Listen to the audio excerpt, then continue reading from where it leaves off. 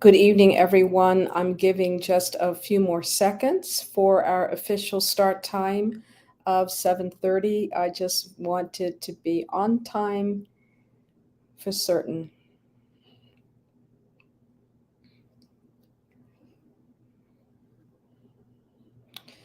Well, good evening, everyone. Thank you so much for joining with me on day two of my 30-day event, which will be looking at varied facets of maternal mortality, trying to delve into some issues that can be related to the number of maternal deaths that we're seeing in the United States, and to also help to prepare families to look at what they're able to do in anticipation of having a baby.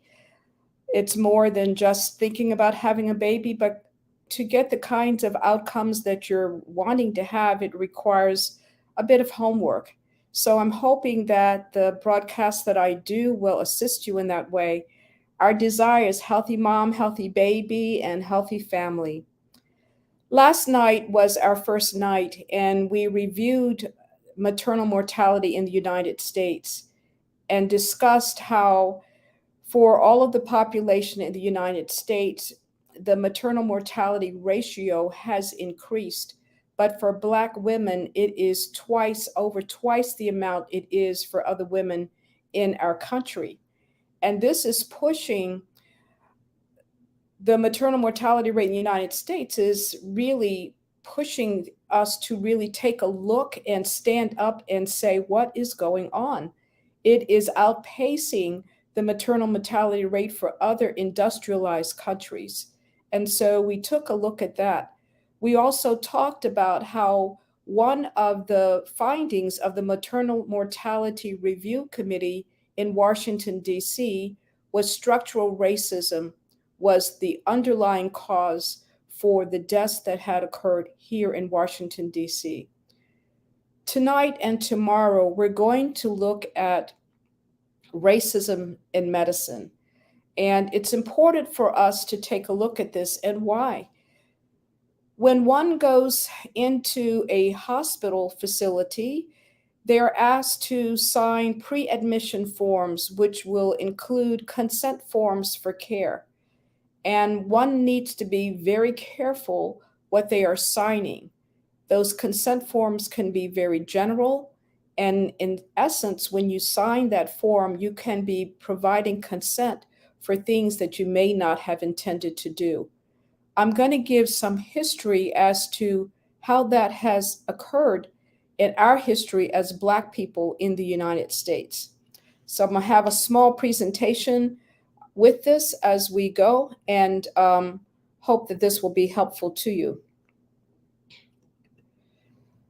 So we talked a little bit again. This first slide is looking at what we discussed last evening in regard to the maternal death rates in the United States. And as you can see, when you're age 40 and over, it has gone up exponentially. But let's move from that and look at some of our history. It is well known that the American slave trade has undergone lots of horrors. And what we don't talk about so much is the horrors that happened to slaves in regard to their medical and health care, or lack, let's say more lack of. When slaves were a part of the Middle Passage coming over in the United States, the slave owners could claim them as insurance commodities. And so when people would become sick on the ship, they would essentially toss you over. You're basically property anyway. But along with that tossing over, they were able to claim that with their insurance and therefore get money paid back to them for that insurance loss. The other is that when slaves were on the ship, they were often forced to take medication. Medicine was not always seen as a helpful thing by the slaves. because medicine was not always used to treat or heal. Medicine was also used to punish and to embarrass and to humiliate. Examples of that include the following: laxatives were given to people as a means of punishment. And in the very close quarters that the slaves had, these laxatives were given purposefully so that they were defecating on each other. Medication to be able to calm nausea or to actually to induce vomiting was given to the slaves as a means of entertainment, so that they could give this medication to them. They would vomit, and it would be a source of laughter, entertainment for the slave owner's family. It makes you sick when you think of these things. The other is it was the slave owner and his wife who made decisions related to the health care of the slaves, deciding whether or not they needed medication, would they get medication. And oftentimes they never saw a physician unless their lives were very much on the line. The slave owner did not want to lose the slave because that was workforce for them. But the whole agency, the person's ability to request medication, to have medication, was taken away, was in the hands of the slave holder. Therefore, you had no options. Luckily, thankfully, there was a lot of herbal medicine known for those who came over, and that was practiced. But in terms of the official medicine, that was not made available in a way that would be healing. The other is that at times, if slaves were not wanting to take the medication, they were whipped.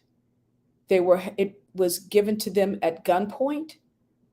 And so one doesn't come away from that experience feeling like, well, I really want to take this medication. And so that's important to understand how that loss of the ability to control what's happening, what's put into your body, that effect that it had on our ancestors. What we don't hear a lot about, I think others who are older than us know very much about this. And this is that the bodies of newly buried Black men and women were used by medical schools around the country, also in Europe, for as cadavers for their medical education. And as the medical trade increased, there were fewer bodies for cadavers for them to learn. And so it's known. You can see here, this is a newspaper article in regard to graves were being robbed, Black cemeteries were being robbed, so that the medical schools would have cadavers. Keep in mind that there was absolutely no information given to the family or consent obtained from the family. And this continued on into the early 1900s and even further in. So we have provided, our bodies have been used for the advancement of medical education. How that's also happened is with the Tuskegee syphilis study, which I think many in the audience have a better understanding of this. Keep in mind that this was a study that was done by the United States government, the public health services of the United States government. This occurred in the 1930s was when this began. And for more than 40 years, this continued on until this was discovered by a journalist. And it was the journalist who reported this. And then, oh my goodness, there was, oh, the horror. When this was known that this was happening, what happened in the Tuskegee syphilis study was that the goal of the study was to see what would be the natural outcome of, or what would happen in the human body if syphilis was allowed to take its natural course and was not treated. Keep in mind that during the time of this study that penicillin became available, and penicillin is the chief means for treating syphilis. But this was not given to these men. These were 400 sharecropper men. And rather than treat them, it was more important that we saw what can happen if we allow this disease to run its course. If you don't know, syphilis can result in mental illness if you allow it to go through the varied stages of syphilis. Um, I'm sitting here just kind of like, oh my gosh, this is what's happened. Um, One other that we have is with Henrietta Lack. Henrietta Lack is Henrietta Lack is a Black woman, 31 years of age, who was treated at Johns Hopkins University Hospital in the 1930s for cervical cancer. And when we talk about the term biopsy, what that means is that we're taking a small amount of tissue from your body, placing it in the lab to allow that the cells in that tissue to grow to see what is going to become and what's actually in those cells. Most times, the cells will replicate themselves a few times and then they will die. However, with Henrietta Lack, instead of her cells dying, they continued to regenerate themselves, to reproduce themselves. And hers was seen as an infinite, like, reproduction that would never end. So when this was discovered, her cells, once more, without her knowledge, her family's knowledge, her consent, or that of her family, was shared with laboratories throughout the world. Throughout the world. She has been recognized by the World Health Organization. Her cells are what's known as HeLa cells. She has been recognized as being kind of the breakthrough for modern medicine. And why is that? Her cells were used to make the polio vaccine. Her cells have been used for the development of the human papilloma virus, which is vaccine, which is used to help prevent cervical cancer. Her cells have been used for so when couples are not able to have children, they will go through in vitro fertilization. Her cells have been used to assist with that technology. Her cells were used for the development of COVID-19 vaccine. In 2021, I believe, or 2017 we're talking 2020s. Her entire human genome, and when we talk about human genome, that is like the entire map of your body in terms of its cellular level, down to the DNA, the RNA, everything was published by a laboratory in Germany. Her family sued for that. And then more recently, this is the 2021 incident, more recently, a biotechnology lab in Massachusetts had sold her cells again without the family's knowledge, without the family's consent. We're now talking 70 years from the time when those cells were first taken from her body, that this is still, her cells are still being used. And while these companies have made billions of dollars, her family has yet to receive any compensation. They have received no money at all. They do sit on the board of the NIH to make determination about which companies would be granted the privilege to use her cells, but this is still going on.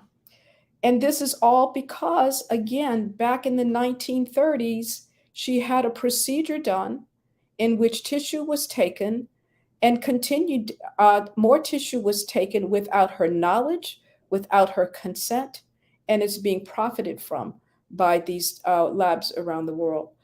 So, this is part one. I felt that it was enough to just talk about these issues right here. Um, when I was looking at this, I hadn't heard all of this. Tomorrow, we're going to talk more in terms of what has happened with women in regard to the development of the whole field of gynecology, how slave women contributed to that, and also the issues around forced sterilization. And forced sterilization, by the way, remains legal in this country and in other countries. And so that's what I have to offer to you tonight. I felt like that's enough. I've had emotional reactions to this knowledge. And so that's what I have to offer. So I would leave this open to see if there's anything that's happened in the chat at all, to see if we would like to have any conversation around this, and we will close at 8 p.m. sharp. Thank you so much for your time and for your attention. Thank you. I'm going to take a look now to see if anything has come. Okay. Not seeing anything. Thank you so much for your time. We will join again tomorrow at 7:30 p.m. and then we will have part two of medical experimentation with race. Thank you.